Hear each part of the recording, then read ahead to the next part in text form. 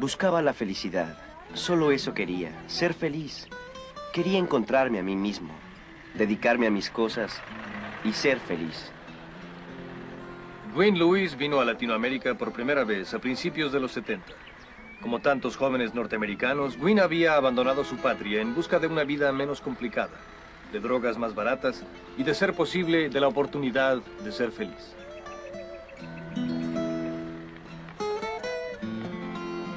Estábamos hartos de la vida en Estados Unidos. Sabíamos que el mundo era un caos absoluto. La guerra de Vietnam, las peleas callejeras, el odio de los negros por los blancos y de los blancos por los negros. Sabíamos que ese no era el estado ideal de cosas, pero no teníamos soluciones propias. Mi gran pregunta, lo que no lograba comprender, era el por qué. ¿Por qué es que estamos aquí? ¿Por qué vive la gente si es que no hay por qué vivir, si no existe una razón real para ser? La razón principal de las drogas era la búsqueda, el tratar de encontrar la solución a un mundo que no habíamos creado nosotros, la introspección sintética en busca del viaje perfecto, de una locura feliz de la que no tuviéramos que volver jamás, del nirvana, de no tener que hacer frente a todas esas cosas que no podíamos comprender. Nuestro sueño era que algún día contaríamos con suficiente droga para no tener que preocuparnos por nada. Todo el mundo sabe que Latinoamérica es la fuente de las drogas. Y al llegar aquí, descubrimos que era cierto. Había todo lo que deseábamos. Drogas baratas y en abundancia. ¿Cuánto vale los chanchitos? 5 cada uno, ¿no? Creo que lo primero que aprendí a decir en español fue ¿dónde puedo conseguir? A lo cual solo tenía que añadir el nombre de la droga que buscaba.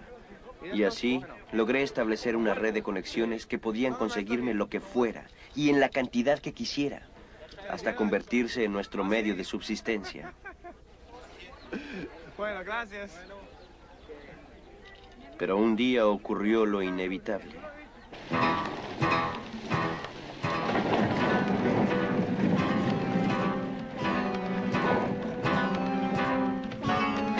Manuel, ve por el otro lado, por ahí, salga. Policía, queremos entrar. Policía, queremos entrar a casa. A casa, por una más atrás. Queremos hablar contigo cuando viene aquí. Tenemos que ir a la estación de policía ahorita. Caro, más para caro. Estoy seguro que los esculquen primero antes de que los metan. ¿Cómo era ya nosotros encontramos el hombre acá Y antes de que me metan para adentro, alguien los esculque para ver si traen contrabando.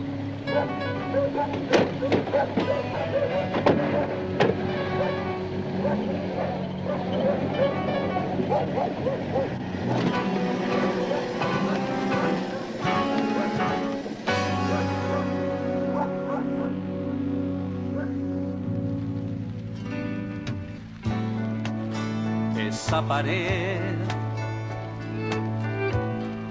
que te impide ver solo está ahí por ti. Liberado por amor. Despierta ya, no huyas más, y tu corazón te dirá que solo por amor conquistarás tu libertad. Confía en él y llegarás a conocer la verdad.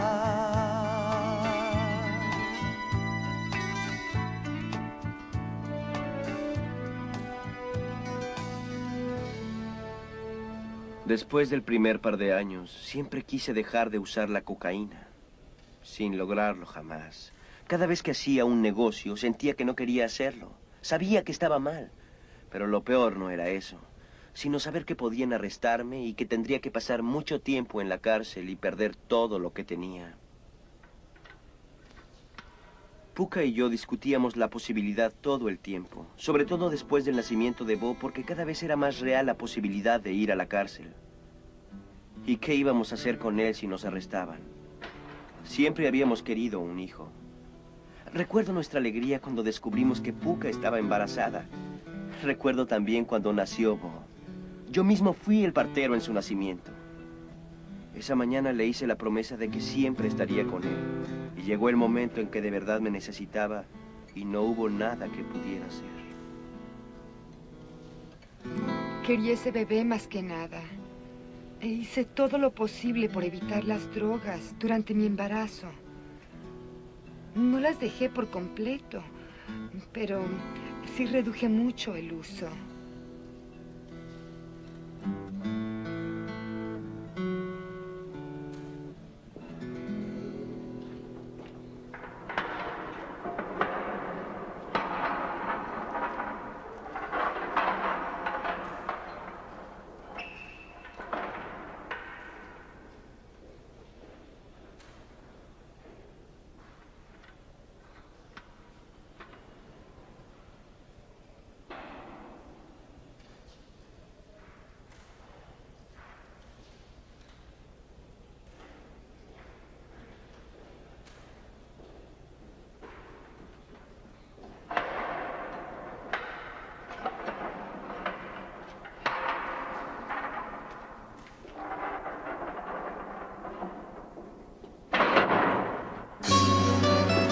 ¿Dónde agarraste la coquiana? ¿A qué se la compraste?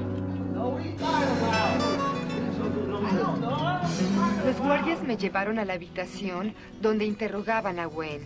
No me obligaron a entrar, pero sí a ver que lo tenían ahí dentro. Aparentemente lo amenazaron diciéndole que me torturarían a mí también si no les daba la información que querían y firmaba una confesión. ¿Quiénes son tus amigos?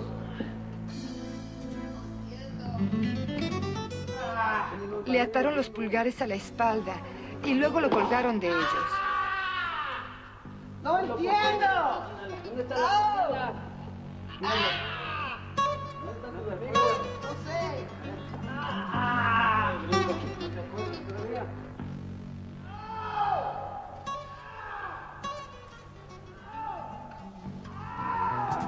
¿Dónde está la coquiana? No comprendes todavía.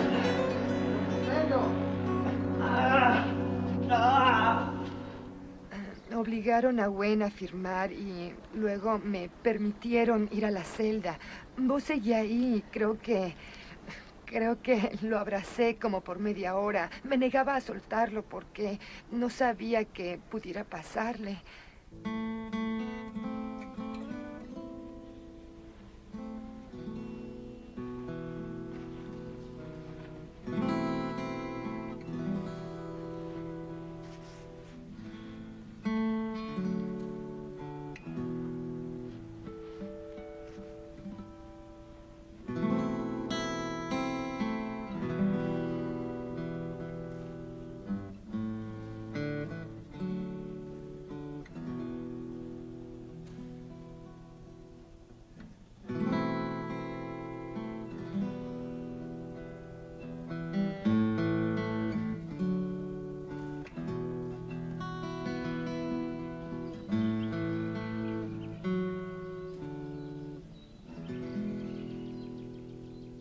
Soy Harry Levin, del consulado norteamericano. Supe que estaba aquí, en esta prisión. ¿Cómo lo han tratado?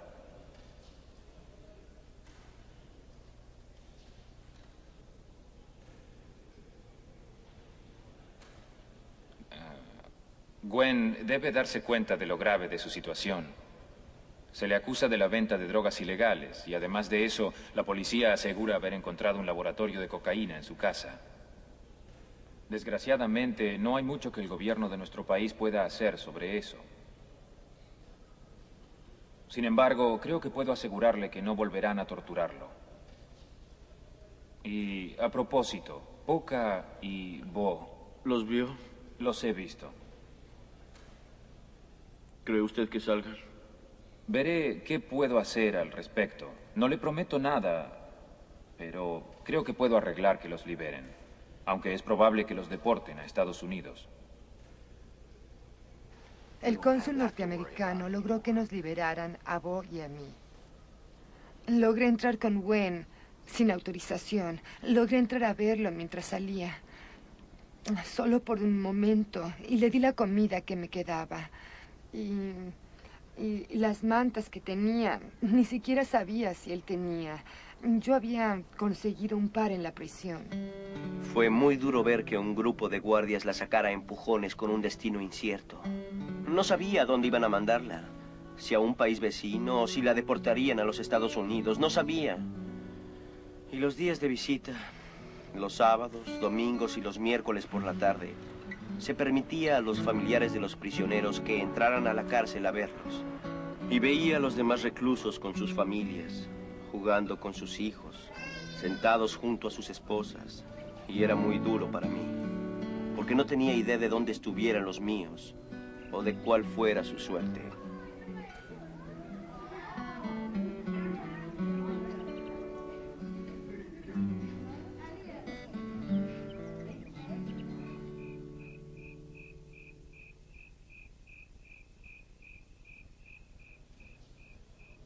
La primera vez que estuve en la cárcel tenía unos 13 años.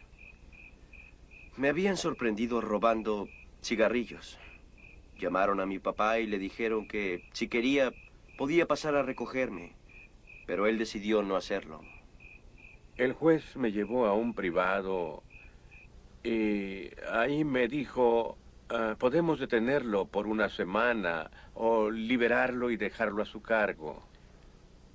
En ese momento estaba tan molesto que dije, no, creo que será mejor para él que esté en prisión unos días. Fue una de las mayores decisiones que me he visto obligado a tomar. No supe ser un buen padre. No sé por qué, pero nunca pude aceptarlo. Mi padre estaba ausente la mayor parte del tiempo. ¿Y yo? Yo lo echaba de menos. Quería tener un padre y no lo tenía. No pasaba mucho tiempo con mi familia, con Gwen, con mi esposa. Así que hay tantas cosas que pasaron que pudieron haberse evitado con un poco más de comunicación. Mis padres terminaron divorciándose. Así que yo comencé a rechazar todas las cosas que los chicos hacían con sus padres, como ir a los partidos de béisbol o básquetbol, o participar en los deportes, porque no tenía un padre que me ayudara, que me enseñara a jugar, ni nada de eso. Así que rechacé todos los valores que tenían que ver con mis padres, porque no quería que los demás pensaran que quería tenerlos, pero no podía tenerlos. Creo que la razón por la que Gwen recurrió a las drogas es porque veía un abismo abriéndose entre sus padres y su seguridad se desmoronó. Recuerdo bien que muchas veces me decía, mamá, no quiero ser mayor, quiero seguir siendo niño. Y yo le contestaba, no es posible, Gwen. Tenía 16 años y estaba en la secundaria cuando comenzó con las drogas. Siempre fue una especie de líder. Era muy elocuente y muy interesante, muy popular entre los demás chicos, pero no tenía confianza en sí mismo.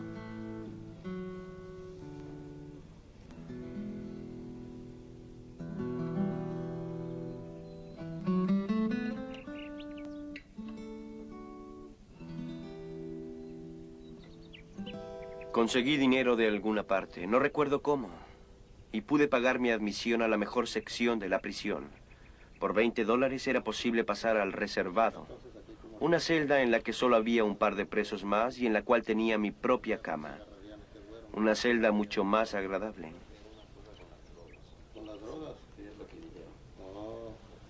¿Por qué estás? ¿Qué hiciste con el gobierno? Yo no hice nada, lo que me hicieron a mí. El tedio era insoportable, pero tenía que hacer lo posible por no dormir durante el día, porque eso quería decir que no podría dormir en las noches. Durante el día se hace todo lo posible por mantenerse despierto, leer, jugar cartas, salir al patio y caminar. El cuerpo humano solo puede dormir una cantidad determinada de horas, y si me mantenía ocupado, no tenía que estar pensando todo el tiempo.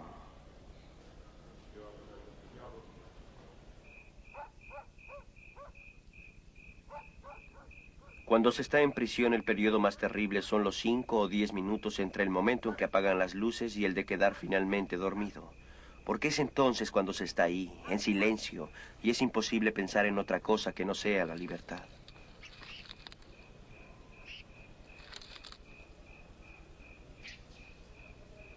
Las ratas no son tan molestas durante el día. De hecho, rara vez son vistas a la luz del sol. Pero de noche no se hace más que oírlas correr por todas partes.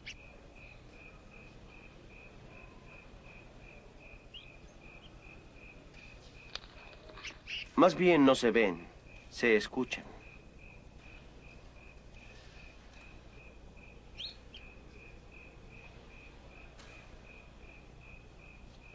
A todo se acostumbra uno, a toda clase de alimañas. Siempre estábamos cubiertos de pulgas y de piojos y de todo lo demás.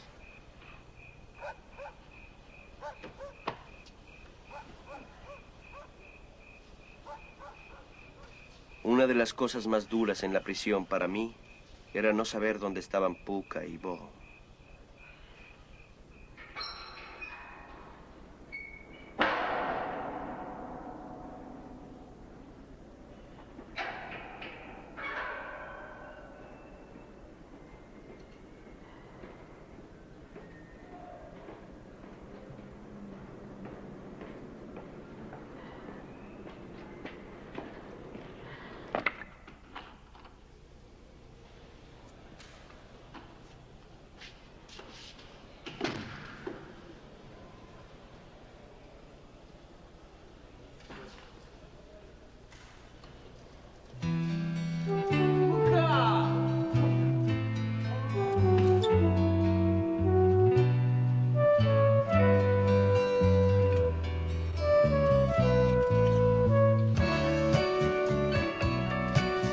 Resultó que los habían deportado a un país vecino. Habían marcado mi pasaporte diciendo que era una drogadicta indeseable, que no se me permitiera volver a entrar al país. Así que lo primero que hice fue obtener un pasaporte nuevo. Borré todos los sellos de mi pasaporte viejo y lo cambié por uno nuevo, entrando al país por una ciudad distinta a la que había salido. Así que no tuve problema para entrar de nuevo. Gwen había aprendido a hacer artículos de piel en prisión, bolsas, carteras y cosas por el estilo. Lo primero que hice al volver al país fue tomar esos artículos y tratar de venderlos a las tiendas o a la gente en la calle para obtener algo de dinero. Y así fue que logré pagar nuestra comida y mi estancia en el hotel en el que vivíamos.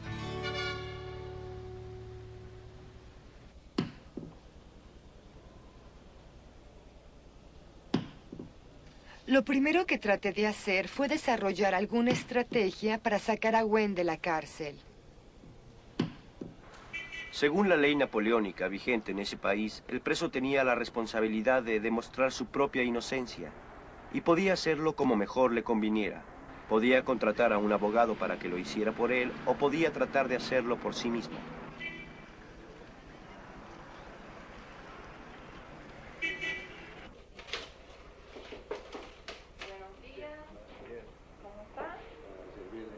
Encontré a un abogado, solo que había un par de problemas. Mi español no era nada extraordinario. No tengo ninguna idea yo del precio de un asunto como ese.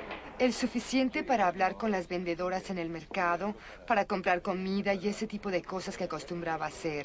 Pero cuando llegué a la ciudad y se trataba de hablar con profesionales, con jueces y abogados, era todo un lenguaje distinto, el cual no dominaba lo suficiente como para expresarme con fluidez. Entonces, ¿cuándo El segundo problema era que no teníamos suficiente dinero para pagar un abogado.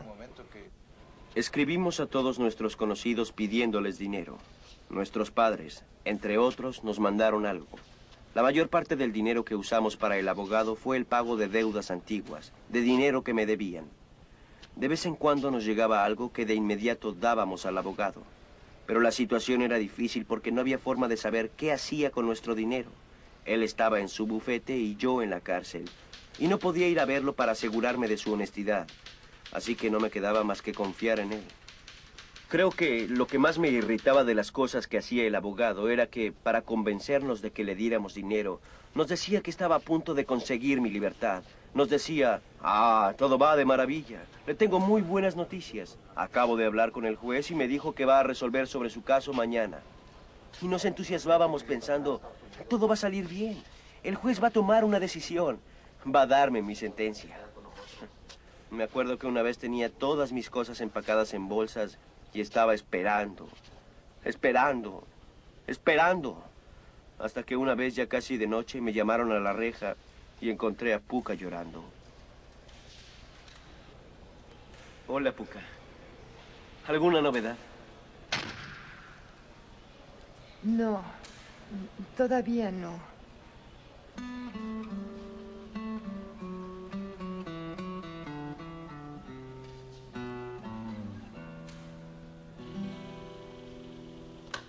Eso sí que era duro, entusiasmarse tanto con la idea de quedar libre y terminar con un... Tal vez la semana próxima, que era lo que me decía. Llevaba meses tratando de sacar a Gwen de la cárcel, y las únicas respuestas que me daban eran invitaciones a bailar o a cenar fuera. Todos los abogados y los jueces eran hombres, la mayoría de los secretarios eran hombres también, y todos sabían que mi esposo estaba preso. Así que les interesaba más divertirse un poco que sacarlo de la cárcel. Y yo tenía que tolerar sus avances continuamente, día tras día. No había oficina a la que fuera donde no me preguntaran si era partidaria del amor libre. Esa era su pregunta favorita, porque esa era la reputación que tenían entonces las chicas norteamericanas que llegaban hasta allá. No les importaba que tuviera un bebé, eso no parecía significar nada para ellos. Parecía muchas veces que hacían lo posible por mantener preso a Gwen. Tal vez pensaban que si lo mantenían dentro el suficiente tiempo, yo accedería finalmente a sus deseos. Y Gwen no se daba cuenta de eso, no tenía idea de lo que pasaba y me decía, ¿por qué no les dijiste esto o aquello cuando no le había dicho al juez o al abogado alguna cosa? Algo que un hombre habría podido decirles. Pero yo era mujer y no tenía documentos, estaba ilegalmente en el país. Y todo el tiempo muerta de miedo. Pasaba el día en bufetes jurídicos, entre policías, jueces y abogados, y apenas me atreví a abrir la boca. No tenía dinero, no tenía derechos, además de ser ilegal, era mujer, y me sentía impotente. No había nada que pudiera hacer en realidad.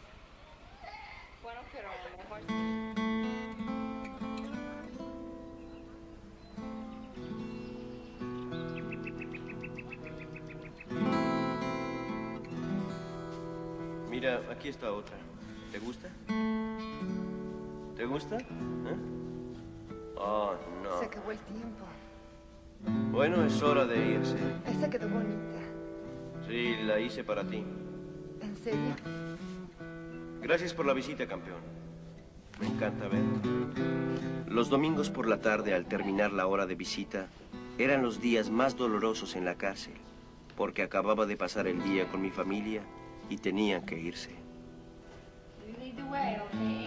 Tenerlos ahí era mi máxima alegría. Y mi tormento máximo era verlos salir. Un momento, ¿no le das un abrazo a papá? Gracias por venir. Adiós. Adiós. No había nada que quisiera más que poder salir, estar con ellos, cuidar de ellos, ser libre. Hasta luego, campeón. Y cuida bien a tu mamá. Esa pared que te impide ver solo está ahí por ti. Despierta ya, no huyas más. Y tu corazón te dirá que solo por amor conquistarás tu libertad. Confía en él y llegarás a conocer verdad.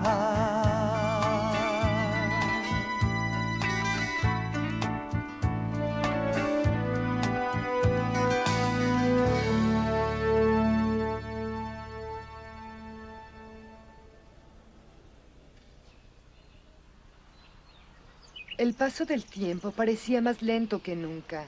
Deben haber transcurrido unos 9 meses y estábamos hartos de la situación cuando vino a vernos un hombre llamado Jerry Reed.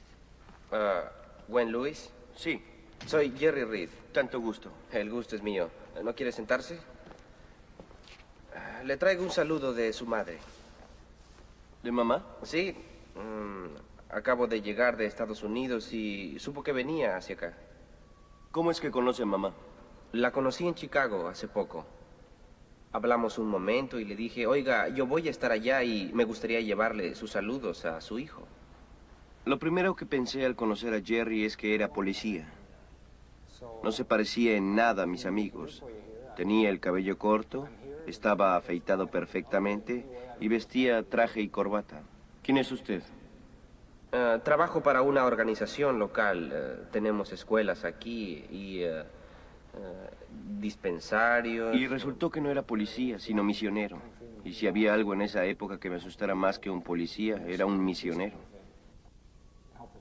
Cuando hablé con Jerry, le advertí, le dije, no lo olvide, Jerry, no olvide que no debe mencionar a Jesús, porque seguramente va a crear conflictos. Nuestro enfoque del asunto fue, yo diría, informal, con Gwen y Puka. Recuerdo que Puka vino a casa y le dije, usa la lavadora, lo que tú quieras. Y de hecho, eso fue lo que inició nuestra amistad. Jerry vivía con su esposa y sus niños, y yo llevaba a Bo a su casa. Él jugaba con los chicos y comía alguna galleta. Yo lavaba un poco de ropa. Los Reed tenían lavadora, cocina con estufa y refrigerador. Yo vivía en el hotel y tenía que compartir un baño con 45 personas. Gwen. ¿Cómo te va? Bien, muy bien. ¿Cómo estás tú? Más o menos. Ese fue el enfoque que le di al asunto. Bastante informal. ¿Cómo va todo? Creo que lo más importante era estar ahí, con él, hablar, tratar de serle útil. Sí, oye, te agradezco mucho. Le agradezco a tu esposa y a ti lo generoso y amables que han sido con ella. Está sola y nos preocupa. No hay nadie quien la ayude. Ojalá pudiera hacer algo para sacarte de aquí. Creo que sí. Hay algo que tú puedes hacer. Hay un abogado que es... Sí. Se llama Johnny, ¿no es verdad? Sí. En realidad, él no ha hecho nada efectivo. Puka tiene problemas, ya que es mujer, está sola y pues yo estoy aquí. Y es muy difícil para ella esta situación. Le habían dado todo su dinero a ese abogado, unos $2,000, y no había hecho nada por ellos que no fuera a aumentar su desesperación. Así que fui a verlo a su oficina, a tratar de presionarlo. Le preguntaba qué había hecho y él me decía alguna cosa y yo iba a las cortes a investigar, a ver si era cierto lo que decía que había hecho, y en muchos casos no lo era, no era cierto. Lo interrogaba al respecto y pronto se dio cuenta de que tenía que cambiar. Las cosas fueron muy diferentes. Para mí, con un hombre acompañándome a ver a las autoridades, jueces, licenciados, y claro, su conocimiento del idioma fue determinante. Mira, te traje más libros. Perfecto. Oye, no sé si este te guste. Claro, porque... lo que tengas es bueno. Éramos completamente opuestos en todos los niveles posibles, social, económica y políticamente. Extremos opuestos sin nada en común. Yo no solo no era cristiano, sino que estaba en contra de todo lo que representaba la iglesia. Pero había algo en él que me agradaba. No sabía por qué, pero me agradaba. Aquí está, este es El León, el Brujo y el Vestuario. Así que comenzó a prestarnos libros. Claro que la mayoría de ellos no me interesaban mucho. Eran libros sobre temas cristianos. Y aunque tenía tiempo de sobra y me encantaba leer, mi necesidad de hacerlo no era tan grave. Pero un día me llevó una novela de C.S. Lewis.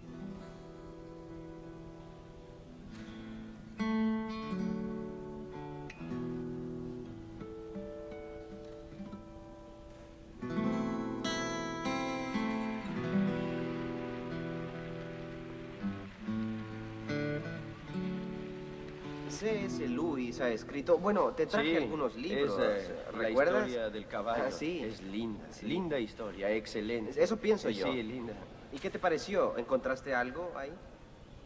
Yo siento que es una historia muy Jerry interesante. tenía mucho cuidado en no crear fricción innecesaria entre nosotros, en no tratar de imponerme su teología ni su filosofía. Tenía mucho cuidado, y eso me hacía sentir que era importante, que tenía derecho a pensar como me conviniera. Escuchaba sus teorías sobre la religión y no era fácil, porque a veces sentía el impulso de corregirle, de demostrarle que estaba equivocado, pero no creí que pudiera lograr mucho haciéndolo en ese momento. Lo que todo el mundo busca es ser feliz. Esa es nuestra meta. Y esa es una forma de ser feliz, buscando la armonía con uno mismo y con el universo. Esa es una forma de ser feliz. Jerry parecía aceptarnos como éramos, sin juzgarnos en forma alguna. Supongo que esa era la razón por la que nos agradaba tanto. Nos sentíamos cómodos con él. Y no sentíamos la necesidad de justificar nuestra forma de ser. Pero sentíamos también que Jerry había encontrado eso que habíamos estado buscando durante tantos años. Siempre estaba ahí cuando lo necesitábamos, pero aún con su ayuda las cosas se desenvolvían con demasiada lentitud.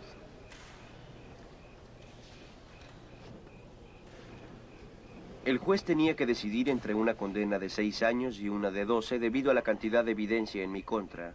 Así que la cuestión no era resolver si saldría libre o no, sino cuántos años tendría que pasar en prisión. La única alternativa hubiera sido sobornar a un juez o algo por el estilo. Estábamos en medio de todo eso cuando llegó una persona de los Estados Unidos. No sabía lo que nos había pasado, pero tenía nuestro nombre como conexión.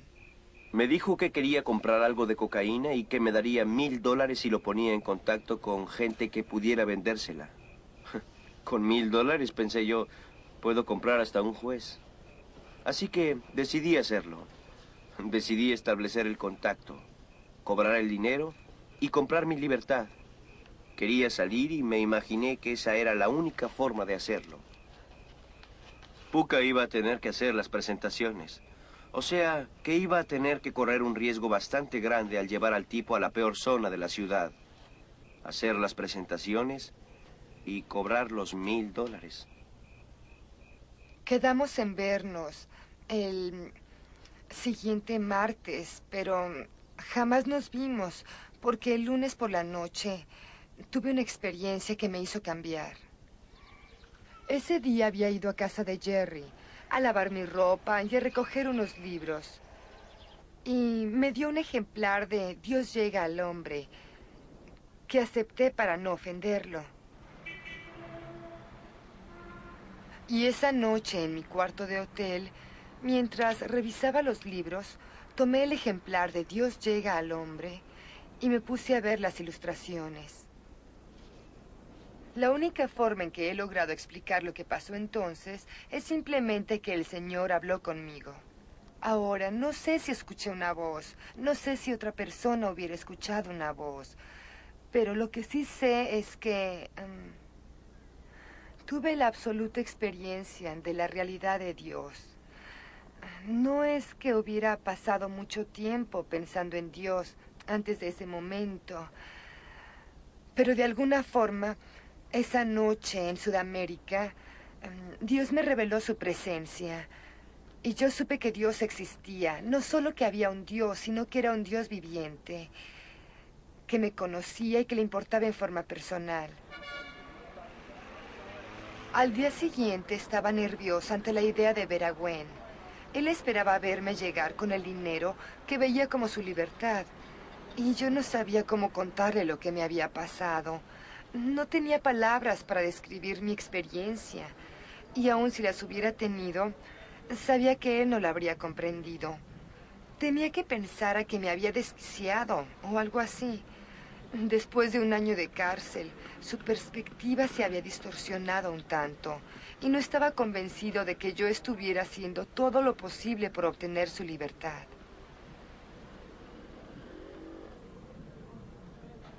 Había ido a la cárcel a las 11 de la mañana a ver a Gwen. Y mientras hablábamos, Puka llegó. Cuando entró vi algo que no olvidaré jamás y luego, hablando con Gwen, él se dio cuenta de lo mismo. Era otra persona, había cambiado. No diré que brillaba, pero era como si brillara su semblante. Su aspecto era tal que denotaba que algo había pasado. Nosotros continuamos la conversación como si nada hubiera pasado. Después yo me despedí de ellos a los pocos minutos, dejándolos solos para que así pudieran hablar. Le llevé su almuerzo y le dije que no había hecho el negocio y que no tenía intenciones de hacerlo. Y que no creía que debíamos hacerlo. Fue un golpe tremendo para mí, porque en ese negocio yo veía mi libertad.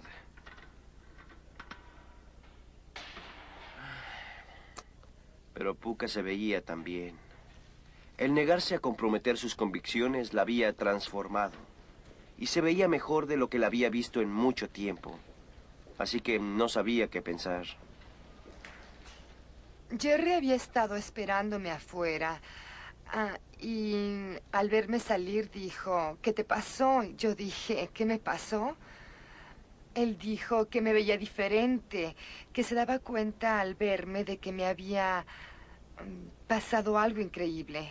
Y entonces saqué mi Nuevo Testamento y con todo detalle le expliqué cómo podía conocer a Jesucristo.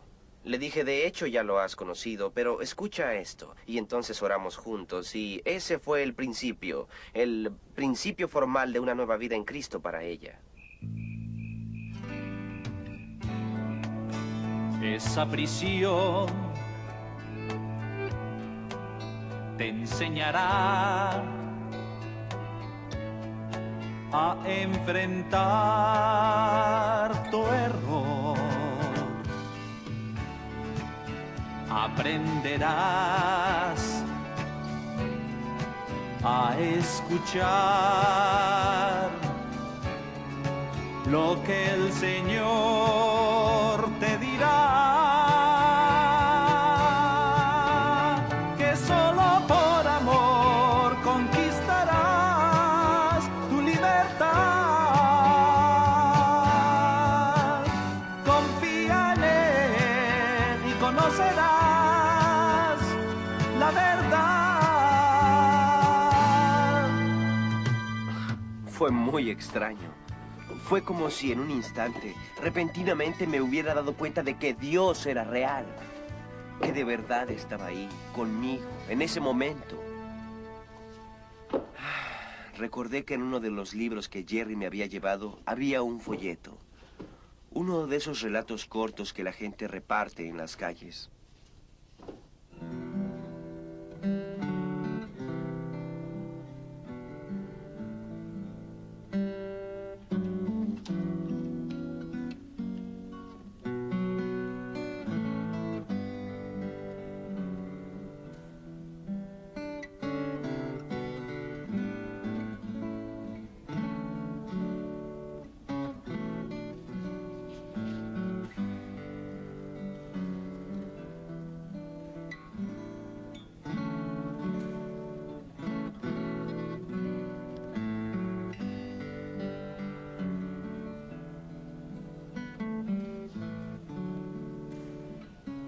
Esa noche recibí una nota que decía, querida Puka, no quiero que vayas a espantarte, pero acabo de decidir invitar a Jesús a mi corazón.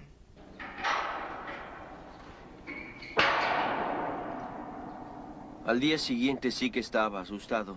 No tenía la menor idea de cómo iba a reaccionar. Finalmente era mediodía. Me llamaron a la reja. El día anterior hubiera corrido, pero esa vez bajé la escalera lentamente, porque no sabía siquiera si Puka iba a estar ahí. Y ahí estaba, por supuesto. Ahí estaba Puka. Y sonreía.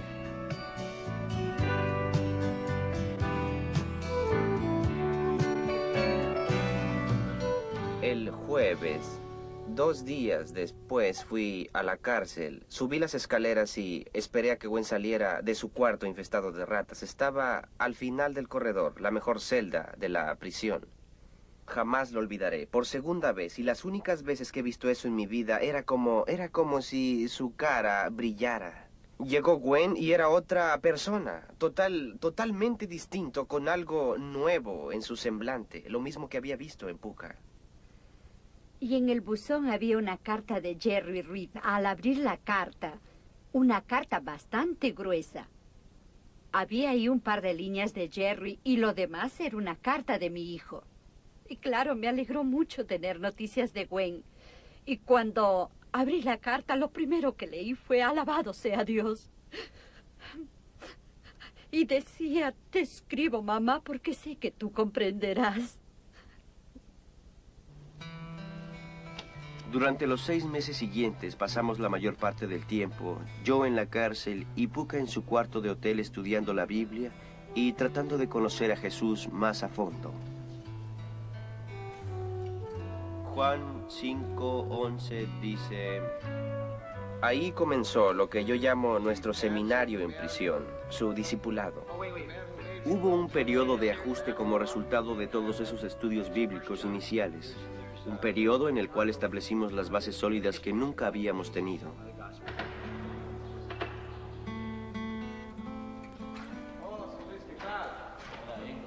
El hecho de haberme convertido al cristianismo no quería decir que todo hubiera mejorado y que saldría libre. No fue tan fácil. No sabía si iba a estar preso 6 o 12 años. Y tenía que hacer frente a la posibilidad de que fueran 12 años. Porque esa era la condena por tener un laboratorio de cocaína. Durante todo ese tiempo nos decían constantemente que mañana sería el día en que el juez anunciaría la condena o dejaría a Gwen en libertad. Y aunque habíamos aprendido a dudar de esas promesas, necesitábamos un poco de esperanza y era fácil creer que había en ellas algo de verdad. Y así estuvimos durante un año, creyendo cada día que el siguiente sería ese día esperado que no llegaba nunca. Ven, te voy a enseñar cómo se perfora el cuero. La frustración era enorme. Nunca sabíamos qué iba a pasar de un día para otro. Llegó un momento en el que tuve que confrontar lo que podía pasar, si es que iba a pasar los siguientes 12 años de mi vida en esa prisión. Pero creo que finalmente logré hacer frente a esa posibilidad. Hay una posible dimensión en esta historia que jamás podrá explicarse, a no ser en la eternidad, y es el papel de la oración. Siempre vemos a la gente que sobresale y decimos, qué tipo tan genial, o miren lo que hizo, o qué maravillosa persona, o qué gran sacrificio.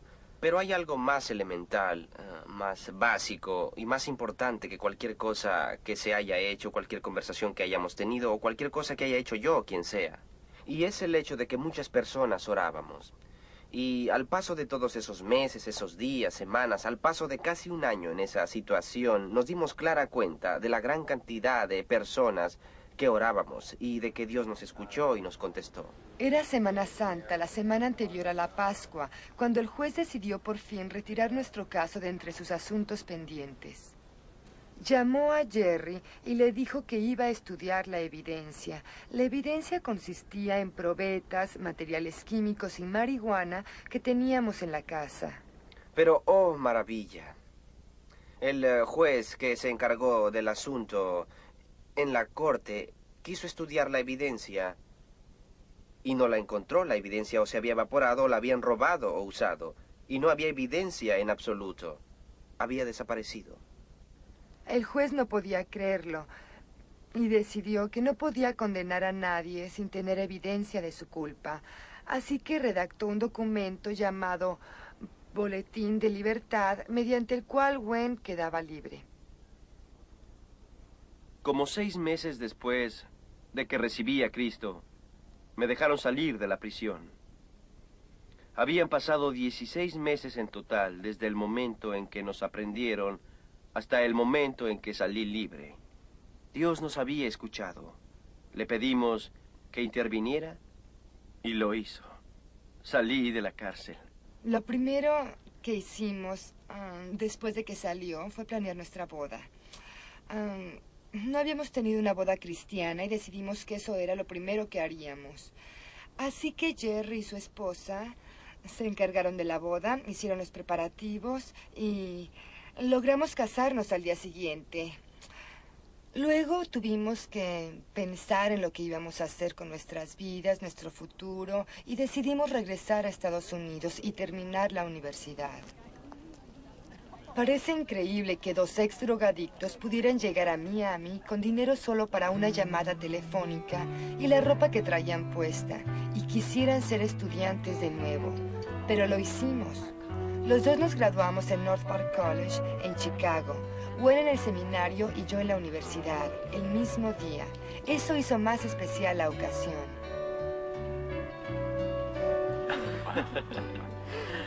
Alabado sea Dios. ¿Dónde está Puka? Por ahí. ¡Ah, ahí está! Aquí viene. Lo más interesante de todo es que uno nunca sabe dónde va a parar. Y si de verdad se tiene fe en Dios, uno sabe que no terminará jamás. Sus milagros siempre continúan. El más reciente de ellos es que su padre encontró también al Señor. Funciona. Es lo único que puedo decir. Funcionó para mí, funcionó para Gwen y funcionaría para todos. Mi padre había llegado a su límite y fue a Washington a ver a mi mamá, a decirle que quería tener lo que ella, Puka y yo teníamos. No fue por nada que hubiéramos dicho, sino por lo que éramos, porque podía darse cuenta de que habíamos cambiado realmente. Charlamos por teléfono y al despedirnos me dijo, ¿sabes qué es lo más maravilloso que me ha pasado en la vida? Y yo pensé, pues, haber salido de prisión, haber venido al seminario, su graduación, todo eso.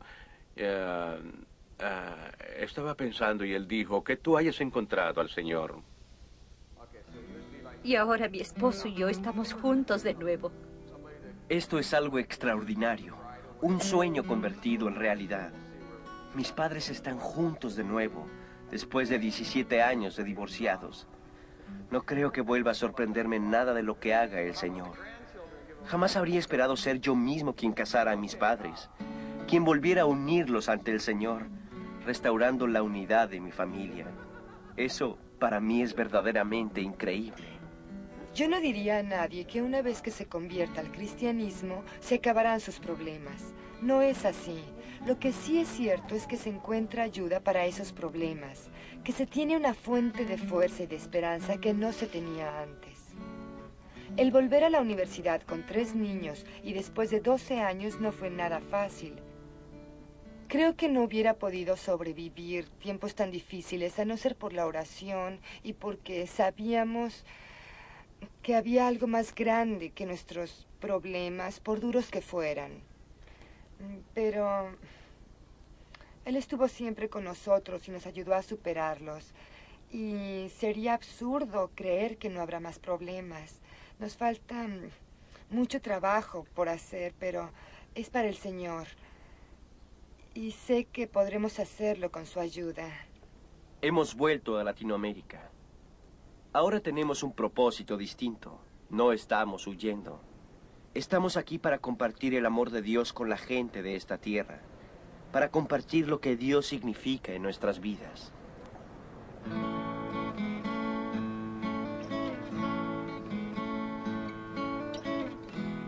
Cuando me torturaban, odiaba a quienes lo hacían. Pero después, al hacerme cristiano, me di cuenta de que en realidad no los odiaba. A través de mi estudio de la Biblia, descubriendo cuál es la verdad del Señor, me di cuenta de que tal vez siento lástima por ellos. No una lástima que condescienda, sino una compasión auténtica. Comencé a sentir compasión por la gente que vive ese tipo de vida y me di cuenta de que en verdad lo que necesitan es conocer a Jesús. Necesitan encontrar el Evangelio de tal forma que lo comprendan y que respondan a su mensaje para que puedan cambiar así su forma de ser. Me di cuenta también de que sufrían, de que no sabían de la dicha del Señor y que alguien tenía que dárselas a conocer. Los latinoamericanos son gente fabulosa. Hemos llegado a amarlos tanto, a amar sus costumbres, su cultura. La gran mayoría de ellos es gente muy buena, gente que se preocupa por los demás y que ama. Gente que trabaja duro, que ama a su familia y trata bien a sus hijos. pero no conocen a Jesús en el sentido de aceptar a Cristo como Salvador personal y obedecer su palabra. Y sin Él no se puede ir muy lejos. Sé que si nadie les presenta este concepto, ellos no podrán ni siquiera considerarlo. Y la verdad es que yo siento que Dios nos ha llamado a nosotros para que les hablemos de Jesús. Muy bien, gracias. Sí, mi esposo. Hola, Gwen, ¿cómo le va? Bien, por dicha, mi esposa. Francisco, ¿qué tal? Bueno, pase adelante, entonces. Hola, ¿cómo está, Gwen? Bien, gracias.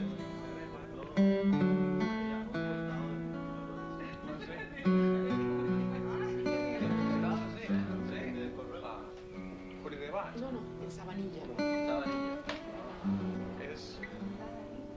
Tengo una confianza completa en el Señor. No soy ninguna erudita en asuntos bíblicos, ni mucho menos, pero sé que el mensaje básico está ahí. Creo que lo entiendo, que entiendo lo que significa y lo que me dice que debo hacer. Entiendo lo que es amar a los demás, lo que es pasar algún tiempo con ellos y compartir el amor de Dios. Hace algunos años, una mujer fue a verme y me dijo: Jesús también hizo que desapareciera la evidencia en mi contra. Nunca lo había visto así, pero creo que es verdad. Que esa es la razón por la que vino al mundo. Hay mucha gente que tiene evidencia en su contra. Cuando alguien tiene evidencia en tu contra, pueden encerrarte en una prisión de la que es más difícil salir que la prisión en la que estuve yo. ¿Estás tú en una prisión? No tiene que ser ese tipo de prisión, hay otras distintas. Hay prisiones de relaciones infelices, hay prisiones de drogas, hay otras diferentes. Y solo quiero que sepas que si estás ahí, encerrado, atrapado sin poder salir, Jesucristo puede liberarte. Cuando estaba en prisión yo tenía evidencia en mi contra, pero Él vino y la hizo desaparecer. Y puede hacer eso por ti. Si el Hijo os libertare, seréis verdaderamente libres.